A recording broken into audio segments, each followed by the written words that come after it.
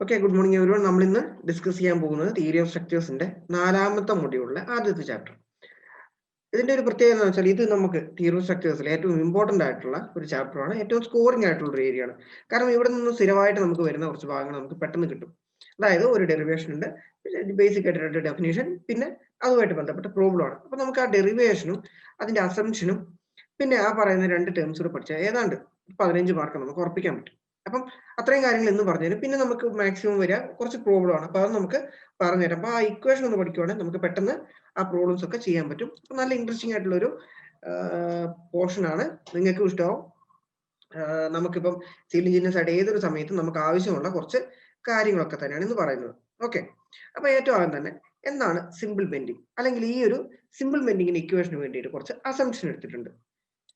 Pure ബെൻഡിങ്ങിന്റെ കേസിൽ നമ്മൾ എടുത്തിരിക്കുന്ന കുറച്ച് അസംപ്ഷൻസ്. അതായത് ഇപ്പം ഇതിനകത്ത് പറയുന്ന ഇത്രേ ഉള്ളൂ, ഒരു ബീമിനകത്തൊക്കെ ഒരു ലോഡ് വന്നു കഴിയുമ്പോഴത്തേക്കും അത് ബെൻഡ് ചെയ്യുന്ന ഒരു പാറ്റേണിലായിരിക്കില്ലേ.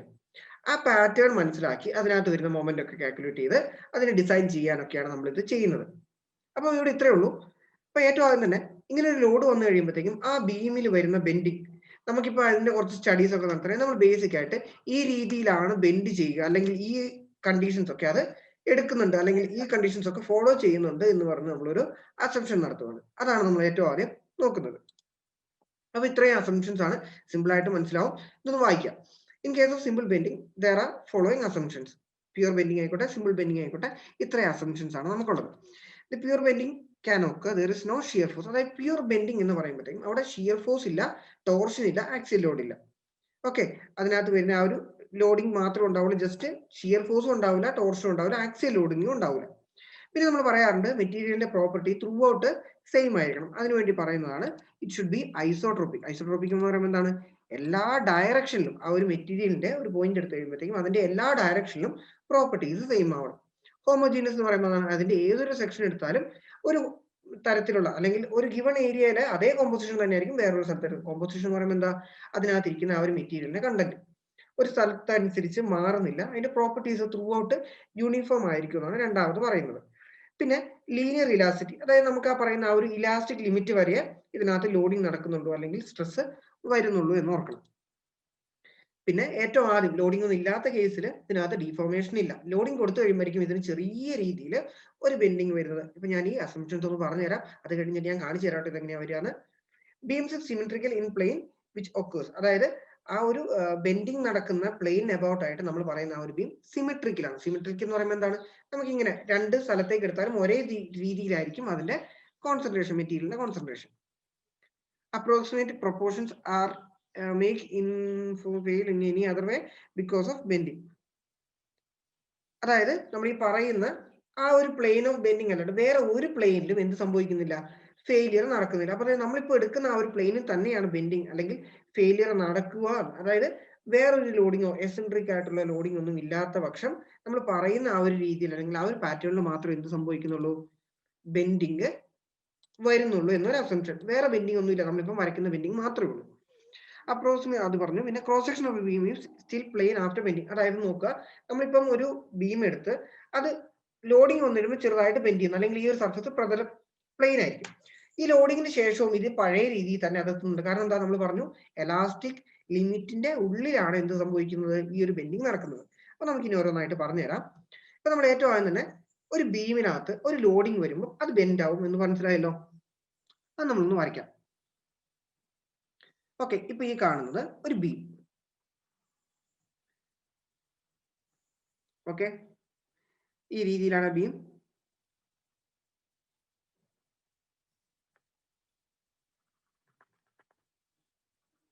ഓക്കെ, അപ്പം ഇതിനകത്ത് ത്രൂ ഔട്ട് ലോഡ് ഉണ്ടെന്ന് വിചാരിക്കാം. ഒരു യു ഡി എൽ ആയിക്കോട്ടെ, നമ്മൾ അതൊക്കെ നമ്മൾ പഠിച്ചിട്ടുണ്ട്. ഈ രീതിയിൽ ഇതിനകത്തൊരു ലോഡിങ് വരുന്നുണ്ട് വിചാരിക്കാം. അപ്പം ഇതിന്റെ ബെൻഡിങ് മൊമെന്റ് അനുസരിച്ച് നമ്മൾ ബെൻഡിങ് മൊമെന്റ് ഡയഗ്രാം ഇതിന്റെ എങ്ങനെയായിരിക്കും, ഈ ഒരു രീതിയിലല്ലേ. അപ്പം ഇതനുസരിച്ച് ഏറ്റവും നടുക്കായിരിക്കും ഏറ്റവും മാക്സിമം ബെൻഡിങ് മൊമെന്റ് വരുന്നത്. ഓക്കെ, ഇതൊന്നും മനസ്സിലായില്ലെങ്കിലും ഇങ്ങനെ ഒരു ലോഡിങ് വന്നു കഴിയുമ്പോൾ ഈ രണ്ട് ഭാഗത്തും സപ്പോർട്ടുകൾ ഫിക്സ്ഡ് ആണ്. ഓക്കെ, ഇങ്ങനെ രണ്ട് സപ്പോർട്ടും ഫിക്സ്ഡ് ആണ്. ഈ ബീം ബെൻഡ് ചെയ്യുക, നമ്മൾ ബെൻഡിങ് മൊമെന്റ് ഒന്നും വേണ്ട, അല്ലാണ്ട് തന്നെ നമ്മൾ ആലോചിച്ച് നോക്കിയേ, ഈ രീതിയിലായിരിക്കും ഈ ഒരു ബീം ബെൻഡ് ആവുക അല്ലെ. ഒന്ന് തൂങ്ങിപ്പോകുന്ന രീതിയിൽ ഈ രീതിയിൽ ഇത് ബെൻഡ് ആവുന്നു. അതായത് ഇങ്ങനെ നിൽക്കുന്ന ബീമാണ്. ലോഡിംഗ് വന്നു കഴിയുമ്പോൾ എന്ത് സംഭവിക്കുന്നത്? ചെറുതായിട്ട് ഈ ഒരു ഷേപ്പിലേക്ക് ബെൻഡ് ആവുന്നു. ഇതാണ് നമ്മൾ എന്ത് പറയുന്നത്? ബെൻഡിങ് എന്ന് പറയുന്നത്. ഓക്കെ, അപ്പൊ നമ്മൾ ഈ ഒരു സെക്ഷൻ എടുത്തു കഴിയുമ്പോഴത്തേക്കും ഞാനിപ്പം അതിന്റെ ഈ സൈഡ് മാത്രമാണ് നോക്കുന്നത്, ഫ്രണ്ട് വ്യൂ മാത്രമാണെങ്കിൽ ജസ്റ്റ് ഒന്ന് നോക്കുക. നിങ്ങൾക്ക് ഏതെങ്കിലും ഭാഗത്ത് പറയുന്നത് മനസ്സിലാവുന്നില്ലെങ്കിൽ പറയണം. ഓക്കെ, ഒരു ബീം ഇതിനകത്ത് ഏറ്റവും മേലെ ഇത് ഇങ്ങനെയാണ് ബെൻഡ് ആവുന്നത് അല്ലെ?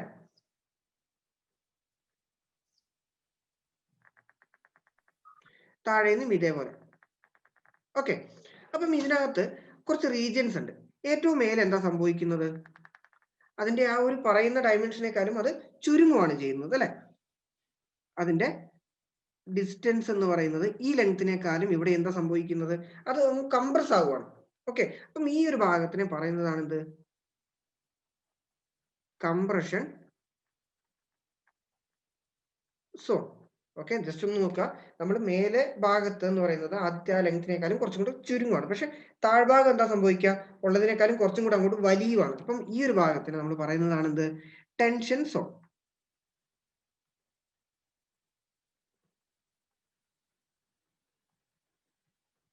മേലെ കംപ്രഷനും താഴെ ടെൻഷനും. മനസ്സിലായോ? ഓക്കെ അല്ലേ? ഇനി ഒന്ന് നോക്കുക. അപ്പം ഏറ്റവും മേലെ കംപ്രഷൻ അതിന്റെ ഉള്ളിലേക്ക് വരുംതോറും ഇതിന്റെ ആ ഒരു കംപ്രഷൻ കുറഞ്ഞ് ഏറ്റവും താഴെ എത്തുമ്പോൾ ടെൻഷൻ ആവുകയാണ്. അതായത് ഈ ഒരു ഭാഗത്തെ കംപ്രഷൻ അത് ചുരുങ്ങി ഏറ്റവും താഴെ എത്തുമ്പോഴത്തേക്കും ആ ഭാഗത്ത് അവിടെ ഒരു ടെൻസൈൽ ഫോഴ്സ് ആണ് വരുന്നത്. അത് അങ്ങോട്ട് വലിയുവാണ്, മേലെ ചുരുങ്ങുവാണ്.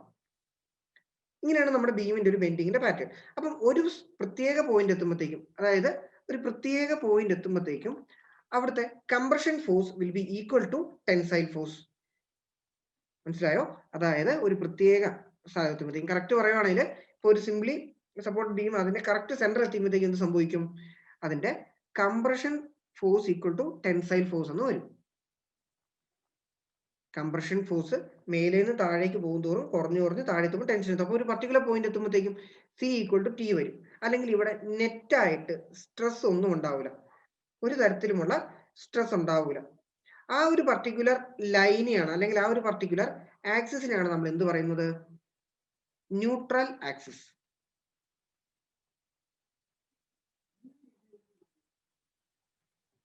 മനസ്സിലായോ? ന്യൂട്രൽ ആക്സിസ് എന്ന് പറയുമ്പോൾ എന്താണ്? നെറ്റ് നെറ്റ് കംപ്രസീവ് ഫോഴ്സും ടെൻസൈൽ ഫോഴ്സും ബാലൻസ് ചെയ്ത് പോവുകയാണ്. അതായത് നെറ്റായിട്ട് അവിടെ ഒരു തരത്തിലുമുള്ള സ്ട്രെസ് ആക്ട് ചെയ്യുന്നില്ല. അപ്പം ഞാൻ പറയുകയാണ്, ഇവിടുത്തെ മേലത്തെ ആ ഒരു ഭാഗത്ത് ലെങ്ത് കുറയുകയാണ് ചെയ്യുന്നത്. അതുകൊണ്ടല്ല നമ്മൾ കംപ്രഷൻ സോൺ ആയിട്ട് പറയുന്നത്, താഴെ കൂടുകയാണ്.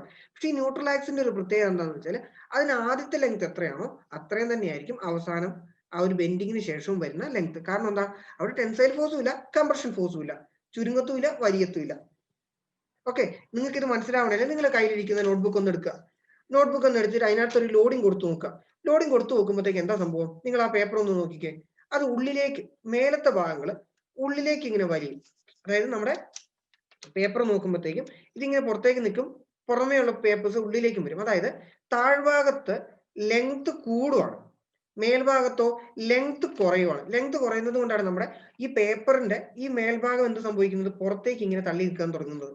സമയം താഴ്ത്തതോ ഉള്ളിലേക്ക് വലിയുന്നു. അതായത് ലെങ്ത് കൂടുമ്പോഴത്തേക്കും കുറച്ച് ഉള്ളിലേക്ക് നിൽക്കുന്നു. അപ്പം ഈ ഒരു ഭാഗത്ത് നിങ്ങൾ നോക്കിയാൽ ഇങ്ങനെ ഒരു ചെറിയ കെർവ് പോലെയല്ലേ വരിക.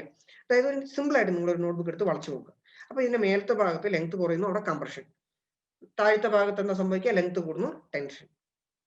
ഓക്കെ, അപ്പൊ ഒരു പ്രത്യേക ലൈൻ ഉണ്ട്, അത് നമുക്ക് നോട്ട്ബുക്ക് നോക്കിയാൽ മനസ്സിലാവില്ല. കാരണം അവിടെ എല്ലാ പേപ്പറിലും ഈ ഒരു ആക്ഷൻ വരുന്നത് കൊണ്ട്. അപ്പൊ ഒരു പർട്ടിക്കുലർ പോയിന്റ് എത്തുമ്പോഴത്തേക്കും ഈ കംപ്രഷൻ എന്ന് മാറി ടെൻസൈലിലേക്ക് എത്തുന്നുണ്ട്. അപ്പം അവിടെ ചേഞ്ച് ഇൻ ലെങ്ത് ഉണ്ടാവത്തില്ല. ആദ്യത്തെ ലെങ്ത് എത്രയാണോ അത് തന്നെയായിരിക്കും അവസാനത്തെ ലെങ്ത്തും. ആ ഒരു പർട്ടിക്കുലർ ലൈൻ അല്ലെങ്കിൽ ആ ഒരു പർട്ടിക്കുലർ ആക്സിസിനെയാണ് നമ്മൾ എന്ത് പറയുന്നത്? Neutral axis. ഓക്കെ അല്ലേ? ഓക്കെ പറഞ്ഞേ. ഓക്കെ ആണ്, വേഗം പറ. ഓക്കെ, റിപ്പീറ്റ് ചെയ്യണ്ട. അപ്പം ഇത്രയും കാര്യങ്ങൾ വെച്ചാണ് നമ്മൾ ഡെറിവേഷനിലേക്ക് പോകുന്നത്. അപ്പം നിങ്ങൾക്ക് ഈ കാര്യങ്ങളൊക്കെ മനസ്സിലായി എന്ന് വിചാരിക്കുന്നു. നിങ്ങൾക്ക് ഡൗട്ട് ഉണ്ടെങ്കിൽ ചോദിക്കാം കേട്ടോ. ഡൗട്ട് ഉണ്ടെങ്കിൽ ചോദിക്കാൻ മടിയൊന്നും വിചാരിക്കരുത്.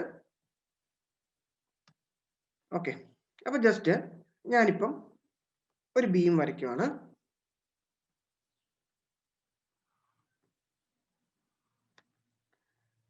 ഓക്കെ, ഡെറിവേഷനിലേക്ക് പോവാണ് കേട്ടോ. ഇക്വേഷൻസ് ഫോർ ബെൻഡിങ്ങിന്റെ ഡെറിവേഷനിലേക്ക് പോവാണ്. അപ്പം ഇതാണ് അതിന്റെ ന്യൂട്രൽ ആക്സിസ്. ഈ ന്യൂട്രൽ ആക്സിന് മേലേക്കുള്ള പോർഷനിൽ എന്തായിരിക്കും സംഭവിക്കുക? എന്തായിരിക്കും വരിക? ന്യൂട്രൽ ആക്സിന് മേലേക്കുള്ള ഭാഗത്ത് കംപ്രഷനും താഴേക്കുള്ള ഭാഗത്ത് ടെൻഷനും. ഓക്കെ, അപ്പം ഈ ന്യൂട്രൽ ആക്സിന്റെ ഈ ഒരു ഭാഗത്തെ ലെങ്തിനെ ഞാൻ AB എന്ന് ഡിനോട്ട് ചെയ്യുന്നു. AB അല്ല, ഇത് CD ആയിക്കോട്ടെ. ഇത് CD. ക്ലിയർ ആവുന്നില്ല അല്ലെ?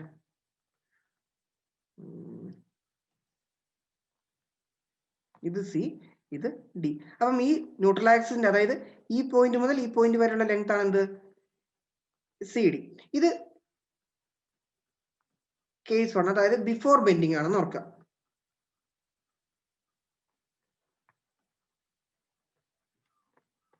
ഓക്കെ, ഞാൻ ഇനി ഈ ഒരു പോർഷനിൽ ചെറിയൊരു സ്ട്രിപ്പും കൂടെ എടുത്തു. ന്യൂട്രൽ ആക്സിന്റെ താഴെയായിട്ട് ഒരു ചെറിയ സ്ട്രിപ്പ് എടുത്തു. അതിന്റെ ആദ്യത്തെ ലെങ്ത് എന്ന് പറയുന്നത് AB. ഓക്കെ, ന്യൂട്രൽ ആക്സിന്റെ താഴെ ഒരു ചെറിയ പോർഷൻ എടുത്തു. അതിന്റെ ആദ്യത്തെ ലെങ്ത് എന്ന് പറയുന്നത് AB. ഇനി ഇതിനകത്ത് ബെൻഡിങ് വന്നു.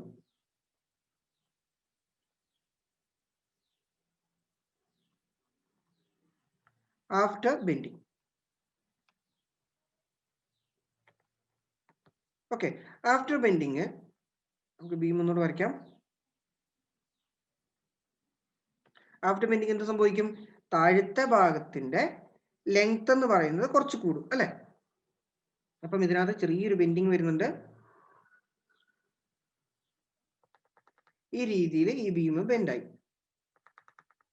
കളർന്ന് മാറ്റിയേക്കാം അല്ലെ?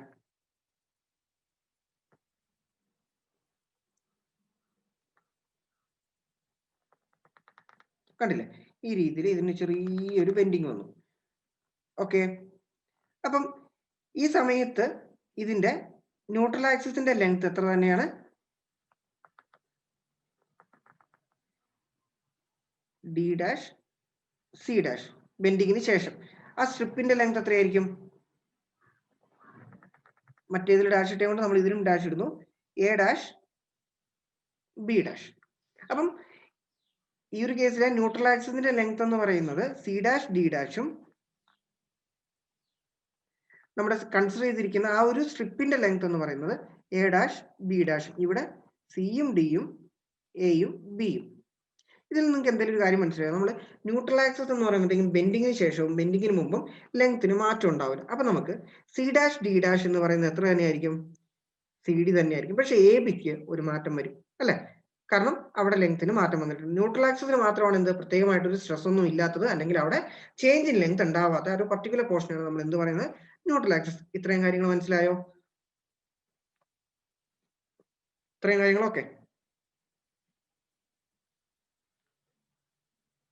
ഓക്കെ അല്ലേ? നമുക്ക് 56 ആൾക്കാരായ. ഇനിയും വരാനുണ്ട്. ഞാൻ പറഞ്ഞു ഏറ്റവും ഇമ്പോർട്ടന്റ് പോർഷൻ ആണ്. ഈ ക്ലാസ് മിസ് ചെയ്യരുതായിരുന്നു. ഓക്കെ, പരമാവധി പറഞ്ഞാണ് എല്ലാവരുടെ അടുത്തും എത്താൻ. Okay, ready. അപ്പോൾ നമുക്ക് ഇതിന്റെ ഡെറിവേഷനിലേക്ക് പോവാം. അപ്പൊ ഏറ്റവും ആദ്യം തന്നെ ഈ ഒരു മെറ്റീരിയലിൽ ഉണ്ടാവുന്ന സ്ട്രെയിൻ, അതായത് നമ്മൾ കൺസിഡർ ചെയ്തിരിക്കുന്ന സ്ട്രിപ്പ് എ ബിയിലെ strain due to bending. Strain എന്ന് പറയുമ്പോൾ എന്താണ്? ചേഞ്ച് ഇൻ ലെങ്ത്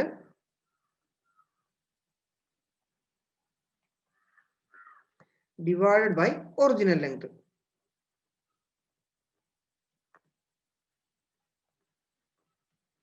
ഇവിടെ ഉണ്ടായ ചേഞ്ച് ഇൻ ലെങ്ത് എന്തായിരിക്കും? ഈ ലെങ്ത് മൈനസ് ഈ length. A', B' minus AB. അത്ര പറയുമ്പോൾ എത്രയായിരിക്കും? A', B' minus AB. ഈ സ്ട്രെയിൻ നമ്മൾ പഠിച്ചതാട്ടോ. AB ഉണ്ടാവുന്ന സ്ട്രെയിൻ എന്ന് പറയുമ്പോൾ അതിലുണ്ടായ മാറ്റം change in length divide by original length, അതാണല്ലോ സ്ട്രെയിൻ അല്ലെ? ഡിവൈഡഡ് ബൈ ഒറിജിനൽ ലെങ്ത് എത്ര തന്നെയാണ്? AB. A', B' minus AB by AB. Okay, ready. അപ്പം ഇവിടെ ഈ കേസിൽ ജസ്റ്റ് ഒന്ന് നോക്കിയേ. ഇവിടെ AB-യും CD-യും എന്തായിരിക്കും ഈ ഒരു കേസിൽ? അതായത് ഇതാണ് AB, ഇത് CD അല്ലെ? അപ്പം ഇവിടെ AB-യും CD-യും ബെൻഡിങ് ഇല്ലാത്ത കേസിൽ AB ഈക്വൽ ടു CD അല്ലേ? AB ഈക്വൽ ടു CD ആയിരിക്കും. മനസ്സിലായോ?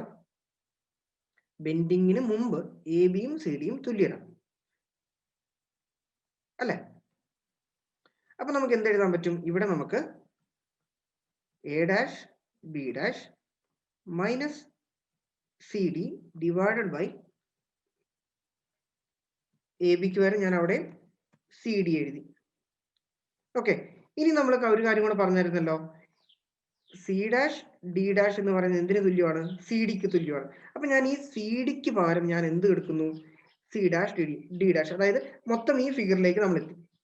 That is equal to A dash B dash minus C dash D dash divided by C dash D dash. Okay, ready അല്ലേ? ഇത് കാര്യം മനസ്സിലായല്ലോ അല്ലെ? മനസ്സിലായില്ലേ? ഇനി ജസ്റ്റ് നമുക്ക് ഇപ്പം ഈ കണ്ട ആ ഒരു ബീം ഞാനൊരു ചെറിയ ആർക്കായിട്ട് വരയ്ക്കുകയാണെന്ന് വിചാരിക്കും.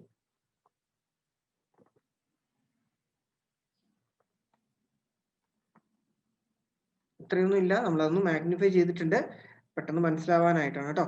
അപ്പൊ നമ്മൾ ഇതൊരു പർട്ടിക്കുലർ സർക്കിളിന്റെ ആർക്കാണെന്ന് വിചാരിക്കുക.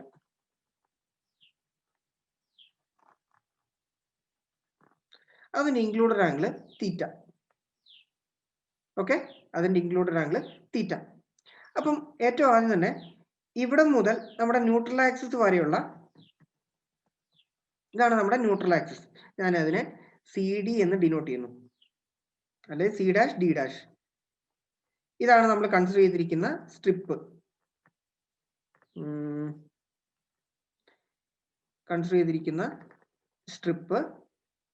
A dash B dash. അപ്പൊ നമ്മുടെ സെന്റർ മുതൽ ഈ ന്യൂട്രൽ ആക്സിസ് വരെയുള്ള ഡെപ്ത് r ആണ് എന്ന് വിചാരിക്കാം. അതുപോലെ തന്നെ സെന്റർ മുതൽ നമ്മൾ കൺസിഡർ ചെയ്തിരിക്കുന്ന സ്ട്രിപ്പ് വരെ ഉള്ള ഡിസ്റ്റൻസ് എന്ന് പറയുമ്പോഴത്തേക്കും ഈ ഡിസ്റ്റൻസ് y ആണ്. ന്യൂട്രൽ ആക്സിൽ നിന്ന് y അകലെയുള്ള ഒരു സ്ട്രിപ്പാണ് നമ്മൾ കൺസിഡർ ചെയ്തിരിക്കുന്നത്. ന്യൂട്രൽ ആക്സിൽ നിന്ന് y ഡിസ്റ്റൻസ്, ഇതാണ് ന്യൂട്രൽ ആക്സിസ്, ഇത് മറ്റേ y. സോറി, നമ്മൾ കൺസിഡർ ചെയ്തിരിക്കുന്ന എ ഡാഷ് ബി ഡാഷ്. അപ്പൊ നമ്മുടെ ഒറിജിൻ മുതൽ ഈ പറയുന്ന സ്ട്രിപ്പ് വരെയുള്ള ലെങ്ത് എന്ന് പറയുന്നത് r പ്ലസ് y ആയിരിക്കുമല്ലോ. ഓക്കെ അല്ലേ? r plus y. ഇതുവരെ മനസ്സിലായോ?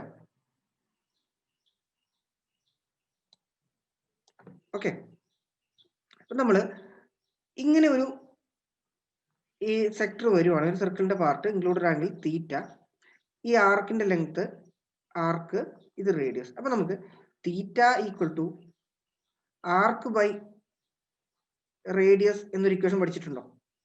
തീറ്റ equal to arc by radius. ഇനി പഠിച്ചിട്ടില്ലെങ്കിൽ ഈ ഒരു ഇക്വേഷൻ ഒന്ന് ഓർത്തേക്കുക. നമ്മുടെ ഇൻക്ലൂഡഡ് ആംഗിൾ തീറ്റ, അത് കാരണം സബ്സ്റ്റൻഡ് ചെയ്യുന്ന ആംഗിൾ ആർക്ക് ലെങ്ത് ആർക്ക് ആണെങ്കിൽ ആർക്ക് ബൈ റേഡിയസ്, അതായിരിക്കും ആ ഒരു ഇൻക്ലൂഡഡ് ആംഗിൾ. അപ്പൊ നമുക്ക് ഇതിൽ നിന്ന് ജസ്റ്റ് ഒന്ന് നോക്കാം. ഇവിടെ രണ്ട് ഇതും ഫോം ചെയ്യുന്ന ആ ഒരു ഇൻക്ലൂഡഡ് ആംഗിൾ തീറ്റ തന്നെയാണ്. അപ്പൊ നമുക്ക് എന്ത് എഴുതാൻ പറ്റും? തീറ്റ ഈക്വൽ ടു എന്താണ്? ആദ്യത്തത് ഈ ന്യൂട്രൽ ആക്സിസ് വരെയുള്ള ആണെങ്കിൽ അവിടുത്തെ ന്യൂട്രൽ ആക്സിന്റെ ലെങ്ത് എന്ന് പറയുന്നത് സി ഡാഷ് ഡി ഡാഷ്, അതാണ് അവിടുത്തെ ആർക്ക് ലെങ്ത് അല്ലെ, ഡിവൈഡ് ബൈ റേഡിയസ് എന്ന് പറയുന്നത് r. ഇനി രണ്ടാമത്തെ കേസിലോ തീറ്റ എന്ന് പറയുന്നത് A dash B dash divide by അവിടെ വരെയുള്ള റേഡിയസ് എന്ന് പറയുന്നത് r പ്ലസ് y. ഈ രണ്ട് ഇക്വേഷൻ അങ്ങ് ഉപയോഗിച്ചു. തീറ്റ എന്ന് പറയുന്നത് ന്യൂട്രൽ ആക്സിസ് വരെയുള്ള ഈ ഒരു ഭാഗം വരെയുള്ള റേഡിയസ് എന്ന് പറയുന്നത് theta equal to C dash D dash divide by r. അതേസമയം എ ഡാഷ് ബി ഡാഷ് വരെയുള്ള റേഡിയസ് എത്രയാണ്? r plus y. അപ്പൊ നമുക്ക് theta equal to A dash B dash divide by r plus y. Okay അല്ലെ? അപ്പം ഇവിടെ നിന്ന് നമുക്ക് സി ഡാഷ് ഡി ഡാഷ് എത്രയായിരിക്കും? r theta. അതുപോലെ എ ഡാഷ് ബി ഡാഷ് എന്ന് പറയുന്നത് എത്രയായിരിക്കും? r plus y into theta. C dash D dash എന്ന് പറയുന്നത് r തീറ്റയും എ ഡാഷ് ബി ഡാഷ് എന്ന് പറയുന്നത് r പ്ലസ് y തീറ്റയും. ഓക്കെ, ഇനി നമ്മൾ ഈ ഒരു ഇക്വേഷൻ ഇപ്പുറത്തേക്ക് ഇട്ട് കൊടുക്കുകയാണ്. A dash B dash minus C dash D dash divide by C dash D dash അല്ലെ. അപ്പൊ ഞാൻ ഒരു ഇക്വേഷൻ മാറ്റി എഴുതുന്നുണ്ട്. അപ്പോൾ നമുക്ക് ഇവിടുന്ന് കിട്ടിയേക്കുന്ന strain is equal to A dash B dash minus C dash D dash divided by C dash D dash ആയിരുന്നു. അപ്പൊ നമ്മൾ ഓരോന്നിനും വാല്യൂ കൊടുത്തു. എ ഡാഷ് ബി ഡാഷ് എന്ന് പറയുന്നത് അവിടെ എത്രയായിരുന്നു? r theta minus r plus y theta. Okay, a dash b dash, sorry, നേരെ തിരിച്ചായിരുന്നു അല്ലേ. a dash b dash ആണ് എന്ത്? a dash b dash ആണ് r plus y theta. അപ്പൊ നമ്മൾ അതാണ് അവിടെ കൊടുക്കേണ്ടത്. Sorry. Okay, r plus y into theta minus r theta കിട്ടി അല്ലെ, ഡിവൈഡഡ് ബൈ r theta കിട്ടിയില്ലേ? r plus y theta minus r theta divided by r theta. അപ്പം ഇതൊന്ന് ബ്രാക്കറ്റ് റിമൂവ് ചെയ്യുമ്പോൾ നമുക്ക് എന്ത് വരും? r theta plus y theta minus r theta divided by r theta. Ready അല്ലേ? ഇതിൽ നിന്ന് r thetaയും മൈനസ് r thetaയും ക്യാൻസൽ ആയിപ്പോയി. അങ്ങനെയാണെങ്കിൽ y theta divided by r theta. അപ്പോൾ ഇവിടെ തീറ്റയും ക്യാൻസൽ ആയിപ്പോയി. അപ്പൊ നമുക്ക് എന്ത് കിട്ടും? y by r. അപ്പൊ നമുക്ക് സിമ്പിൾ ആയിട്ട് ആ ഒരു സ്ട്രിപ്പിൽ വരുന്ന സ്ട്രെയിൻ എന്ന് പറയുന്നത് y by r. ഇതിനകത്ത് y എന്ന് പറയുന്നത് എന്താണ്? Neutral axis, distance from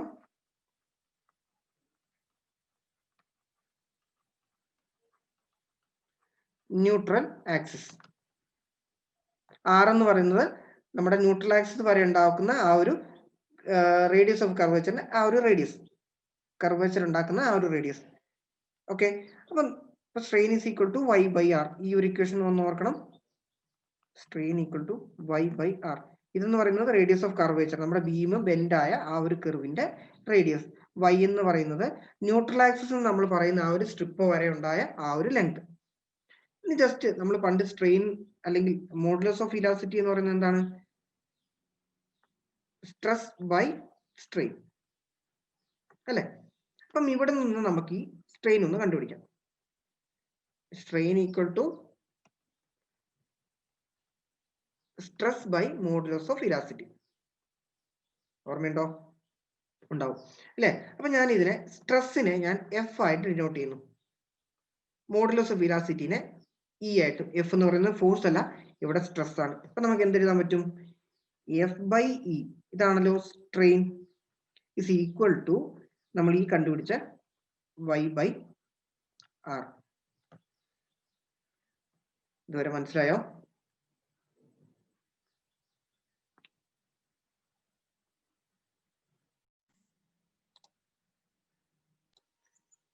okay, ഈ ഒരു ഇക്വേഷൻ ഞാനൊന്ന് റീഅറേഞ്ച് ചെയ്യുന്നുണ്ട്.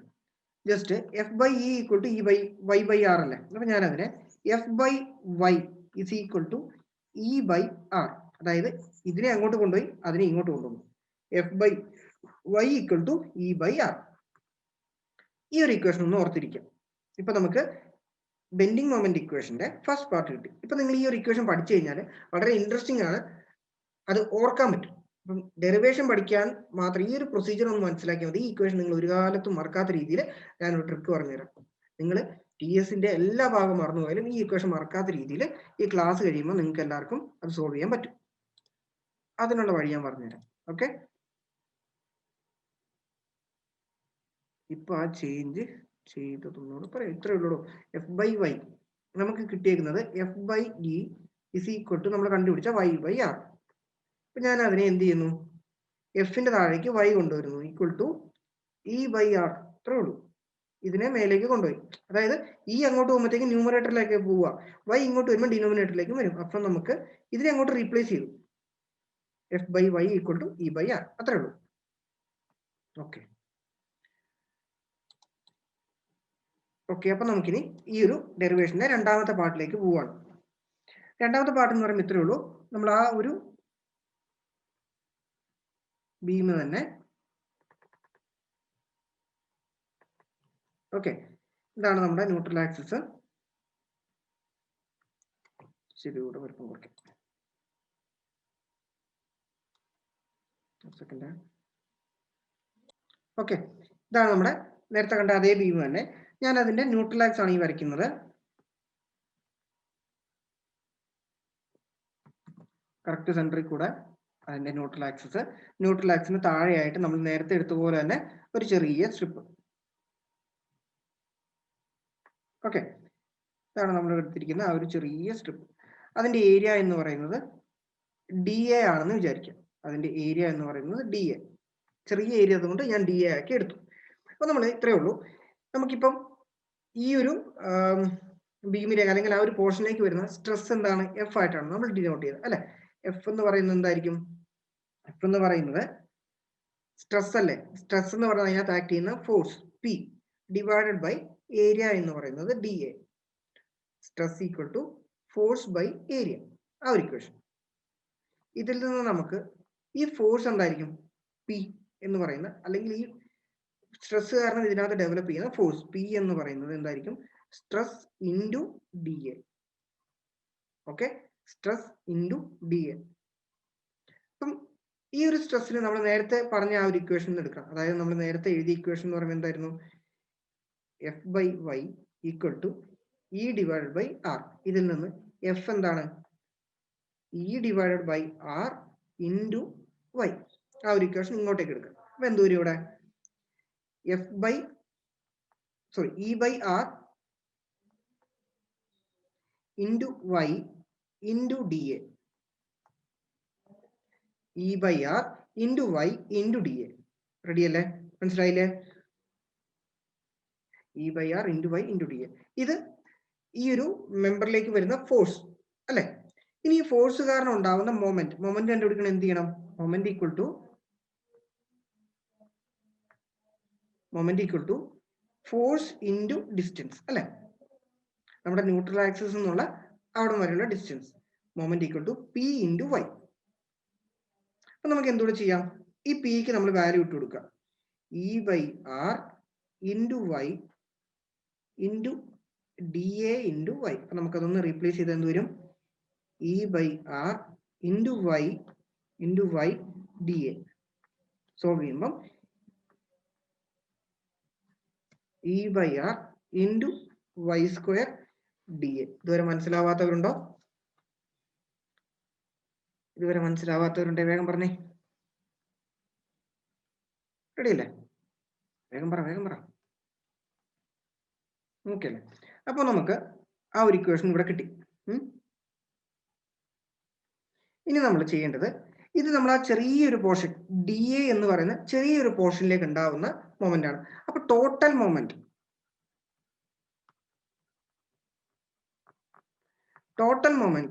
എം എന്ന് പറയുന്നത് എന്തായിരിക്കും? Integral 0 to B. അതായത് ഇവിടുന്ന് എൻഡ് മുതൽ ന്യൂട്രൽ ആക്സിന്റെ ഇവിടെ മുതൽ ഏറ്റവും എൻഡ് വരെ അങ്ങനത്തെ ഓരോ സ്ട്രിപ്പ് നേരത്തെ നമ്മൾ ഇന്റഗ്രേറ്റ് ചെയ്യാൻ ചെയ്തില്ലേ? ഇങ്ങനത്തെ ഓരോ സ്ട്രിപ്പിന്റെ സം ചെയ്യുമ്പോൾ നമുക്ക് എന്ത് കിട്ടുന്നത്? Total moment. അപ്പൊ നമുക്ക് ഇത്രയേ ഉള്ളൂ. 0 ടു ബി ബൈ 2 അല്ലെങ്കിൽ B is equal into E by R Y square D A. അപ്പം ഇതിനകത്ത് ഇ ബൈ ആർ കോൺസ്റ്റന്റ് ആണ്. നമ്മൾ ആ പറയുന്ന മെറ്റീരിയൽ സെയിം ആയതുകൊണ്ട് റേഡിയസ് ഓഫ് കർവേച്ചർ മാറുന്നില്ല. അപ്പൊ നമുക്ക് എന്ത് എഴുതാൻ പറ്റും? Integral 0 to B E by R പുറത്തെടുത്തു. Integral 0 to B Y square D A. നമ്മൾ പണ്ട് വൈ സ്ക്വയർ ഡി എ ഇതിനൊരു ഇക്വേഷൻ പഠിച്ചിട്ടുണ്ട്. Integral 0 to B Y square D A. ഏതൊരു സ്ഥലത്താണ് ഇത് പഠിച്ചെന്ന് ഓർമ്മയുണ്ടോ? ഒന്ന് ആലോചിച്ച് നോക്കിയേ. വൈ സ്ക്വയർ ഡി എന്റെ ഇന്റഗ്രൽ. അല്ലെങ്കിൽ നമ്മൾ ഡി എ ഇൻറ്റു വൈ എടുത്തു. പിന്നെ നമ്മൾ വൈ സ്ക്വയർ ഡി എ എന്നും പറഞ്ഞെടുത്ത് സെക്കൻഡ് മൊമെന്റ് ഓഫ് ഏരിയ. അതെന്താ നമ്മൾ പറയുന്നത്? Second moment of area. ഇത് വൈ ഇൻറ്റു ഡി എ എന്ന് പറയുന്നത് first moment of area. Y square into D A എന്ന് പറയുന്നത് സെക്കൻഡ് മൊമെന്റ് ഓഫ് ഏരിയ. അതിന്റെ മറ്റൊരു പേര് സെക്കൻഡ് ഡെറിവേറ്റീവ് അല്ല, second moment of area. Okay, moment of ഇനേഷ്യ അല്ല അശ്വന്ത്? കറക്റ്റ്, മൊമെന്റ് ഓഫ് ഇനേഷ്യ. അതിനെ നമ്മൾ ഡിനോട്ട് ചെയ്തത് എന്തായിരുന്നു? ഐ കൊണ്ട്. Okay Ashwanth, very good. Okay, E by R into I. Okay, moment of ഇനേഷ്യ. അപ്പം ഇ ബൈ ആർ, ഈ integral 0 to B Y square D A എന്ന് പറയുന്നത് ഐ. അപ്പം നമ്മൾ ഈ ഒരു ഡെറിവേഷന്റെ ഈ ഒരു ഭാഗം മാത്രമാണ് നിങ്ങൾക്ക് ചെറുതായിട്ട് ഒരു കണക്ഷൻ വന്നേക്കുന്നത് ബാക്കോട്ട്. അതാണെങ്കിലും നമുക്ക് ആ ഒരു ഇക്വേഷൻ ഓർത്തിരുന്ന് ഇവിടം വരെ എത്തിക്കഴിഞ്ഞാൽ ഇത് എഴുതാൻ നമുക്ക് പറ്റും. ഓക്കെ, അപ്പൊ നമുക്ക് എന്ത് എഴുതാൻ പറ്റും? ഈ ടോട്ടൽ മൊമെന്റ് എന്ന് പറയുന്നത് E by R into I എന്നായി. ഓക്കെ, അപ്പൊ നമുക്കിപ്പോ രണ്ട് ഇക്വേഷൻ ആണ് കിട്ടിയിരിക്കുന്നത്. F by Y is equal to E by R. പിന്നെ നമുക്ക് ഇവിടെ കിട്ടിയത് എന്താണ്? M equal to E by R into I. അപ്പൊ നമുക്ക് എന്ത് എഴുതാം? M/I is equal to E/R. ഈ ഐനെ ഞാൻ ഇങ്ങോട്ട് കൊണ്ടുവന്നു. അപ്പൊ M/I ഈക്വൽ ടു E/R. ഇതാണ് നമ്മുടെ ബെൻഡിങ് ഇക്വേഷൻ. ഇത്രയും വരും. M/I is equal to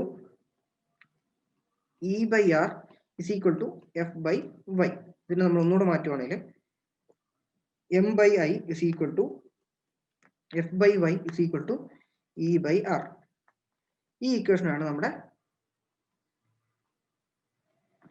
bending equation. ഇത് നിങ്ങൾ പഠിക്കണം. അപ്പം ഈ ഇക്വേഷൻ പഠിക്കാൻ ഓർക്കാൻ എന്തെങ്കിലും ട്രിക്ക് വേണോ? ഈ ഇക്വേഷൻ ഓർക്കാൻ ട്രിക്ക് വേണം. നമ്മൾ ഈ ഡെറിവേഷൻ ഈ ഒരു പറഞ്ഞ ആ ഒരു ഫ്ലോയിൽ തന്നെ പഠിക്കുക. ഇത് ഓർക്കാൻ വേണ്ടിയിട്ട് ഒരു ട്രിക്ക് പറഞ്ഞുതരാം. ഐ എന്ന് പറഞ്ഞാൽ ഞാൻ തന്നെ, ഐ. എഫ് എന്ന് പറയുമ്പോഴത്തേക്കും ഫോളോ, യു എലിസബത്ത് രാജ്ഞി. May I follow you Elizabeth രാജ്ഞി. എലിസബത്ത് രാജ്ഞിന്റെ പുറകെ നടന്നോട്ടെ എന്ന്. അപ്പം ആ ഇക്വേഷൻ ഓർക്കാൻ പറ്റും. May I follow you Elizabeth രാജ്ഞി. ഓക്കെ, നമ്മളായിട്ട് കണ്ടുപിടിച്ചൊന്നുമല്ല, നമ്മൾ പഠിക്കുന്ന സമയം തൊട്ട് ഇത് പറയുന്നുണ്ട്. എന്നെ പഠിപ്പിച്ച ടീച്ചറും ഇതേപോലെ തന്നെ may I kiss U Elizabeth രാജ്ഞി എന്നൊക്കെയാണ് പഠിപ്പിച്ചത്.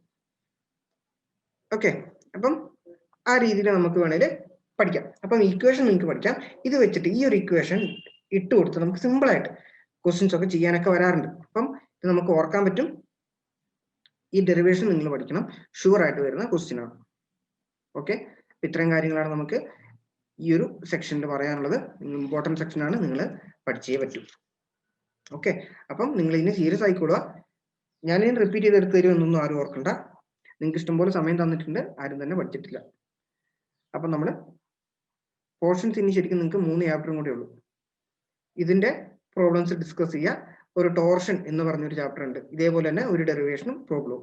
അതിനുശേഷം ഷിയർ എന്ന് പറഞ്ഞ ഒരു ചെറിയൊരു ചാപ്റ്ററും കൂടെയാണ്. ഇത്രയും കഴിഞ്ഞാൽ നിങ്ങളുടെ TS തീരും. അതായത് നമുക്ക് വേണമെങ്കിൽ ഒരാഴ്ച കൊണ്ടും തീർക്കാൻ പറ്റും. ഓക്കെ, അപ്പം കൺസ്ട്രക്ഷൻ മെറ്റീരിയലാണ് കുറച്ചും കൂടെ ഉള്ളത്, അത് നമുക്ക് എടുക്കാം.